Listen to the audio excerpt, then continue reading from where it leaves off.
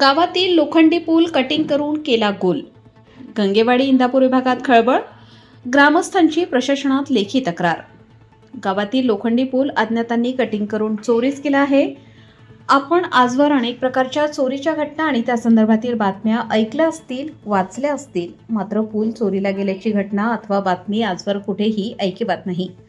रायगड जिल्ह्याच्या माणगाव तालुक्यातील इंदापूर विभागातील गंगेवाडी गावातील नदीवर असलेल्या लोखंडी पुलाच्या चोरीच्या घटनेने संपूर्ण माणगाव तालुक्यासह इंदापूर परिसरात मोठी खळबळ उडाली आहे.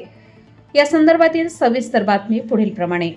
माणगाव तालुक्यातील पोटनेर ग्रामपंचायत कार्यक्षेत्रातील गंगेवाडी या गावातील नदीवर असलेला लोखंडी पूल अज्ञातांनी गॅस कटरच्या साहाय्याने कट करून लंपास केला आहे. सदर घटना ग्रामस्थांच्या निदर्शनास आल्यानंतर ग्रामस्थांना आश्चर्याचा धक्काच बसला.